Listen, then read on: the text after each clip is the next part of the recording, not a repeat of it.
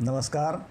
आज मैं आपको बहुत ही लेटेस्ट जानकारी दे रहा हूं, जो हिंदुस्तान के इतिहास में पहली बार हुई है, जैसी हमने पहले कभी नहीं सुनी। आज दोपहर 2:30 बजे हाल ही में नोएडा एक्सप्रेसवे पर बना एक ट्विन टावर सेकंडों में मलबे में तब्दील हो गया।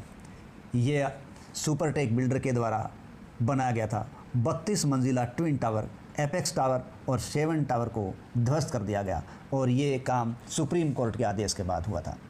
और इसे जिस तकनीक के द्वारा मलबे में बदला गया वो तकनीक है वाटरफॉल एम्प्लोजन कोलैप्स तकनीक।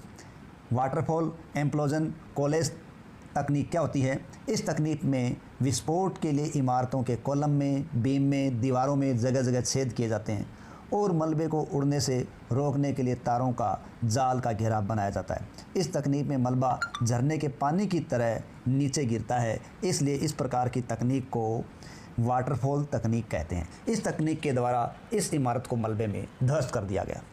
देखिए, 2004 में नोएडा प्रशासन ने हाउसिंग सोसाइटी बनाने के लिए सुपरटेक बिल्डर्स को ये प्लाट आवंटित किया। 2005 में मंजूर 10 मंजिल में से 14 टावर बनने थे।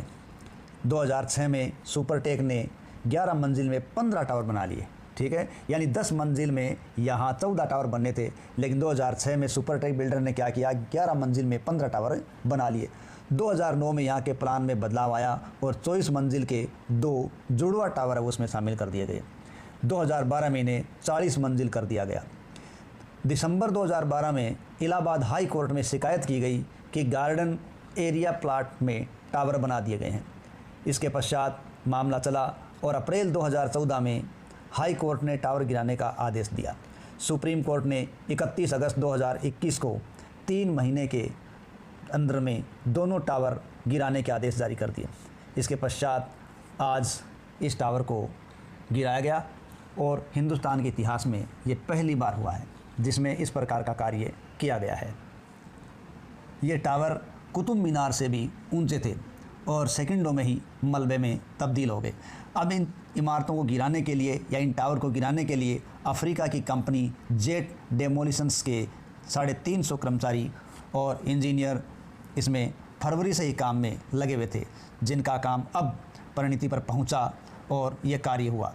हिसार के निवासी चेतन दत्ता के बटन दबाते ही बिल्डिंग में विस्फोट हुआ और बिल्डिंग धराशायी हो गई।